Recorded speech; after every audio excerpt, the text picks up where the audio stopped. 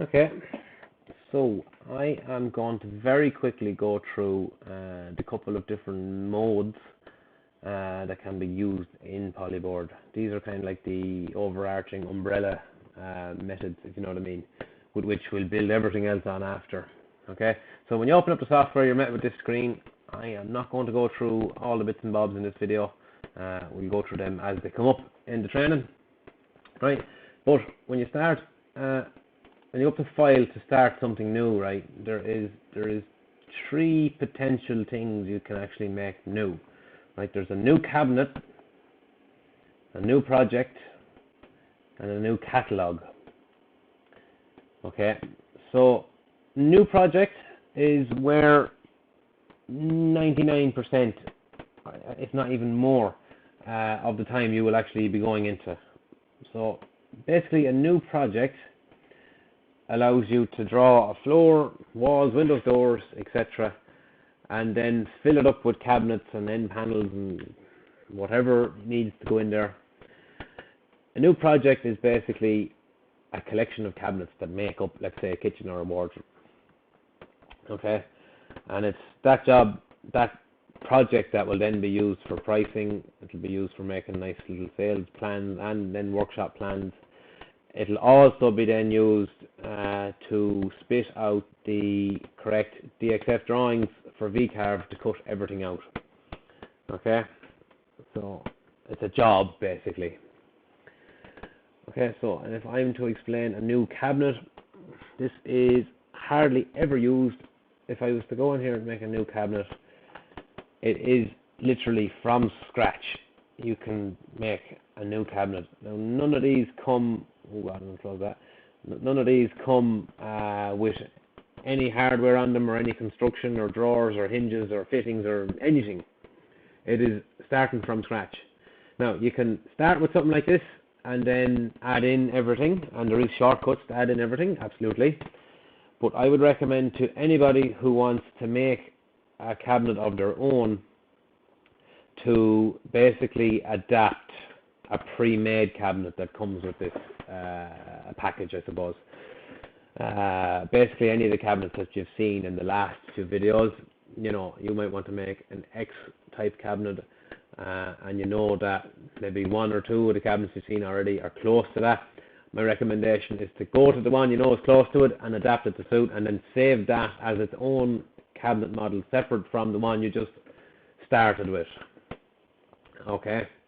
Now, by all means, go in here, press the button. You can't go wrong. But just my personal opinion, for someone who's been at it for 6-7 years now at this stage, adapt something that's already pre-made, because most of the stuff that's pre-made will cover everything. So if it doesn't, there's something there that's not far off. And then the last thing, the last mode is catalog mode. We don't use it here because we make to fit our own stuff, so we like to actually create a project and fill up a room, put cabinets in, see how it goes together, etc.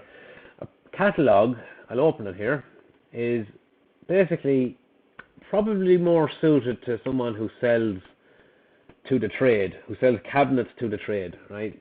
Because what you can do, I'm just going to quickly add in something, right? I'm going to add a base left, right. I'm in the wrong file. I'm going here. I'm going to add in a base left, right with one shelf, for example, right? So here you go. Rather than actually looking at the physical cabinet, you can see base left, right. That's just the name of it. I can add in one to the job, right? And the height is that. Let's just say a customer wants it to be 900 wide. And there's the depth. And base unit white doors. And this is basically what I have pre-made. So what I have set up in that is what it will come with. Now, if you get really into it, you could have it set up such that certain boxfuls, yeah, so look, you can set it up to have 0mm recess, 10mm recess, 20mm recess, etc. Edging, you can pick the edge tape that goes on it, and you can put more edge tapes into it. Let me see, grooves. This is the door gaps, for example, and the drawers. You can tell it what drawers to have. This is kind of fraught with danger, because when you do start changing these around, it can kind of break the model to the point that you have to go back in and just check that, all the drillings are there. But look, for someone who is selling to the trade, it would be worth the while to spend a little bit of time to set all this up. You could have a full job here. I'm just going to add a base hob, I don't know, 2 drawer, right? So I'm going to add in 2 of them, for example, right? Separate, yeah, they're separate methods. Yeah, okay.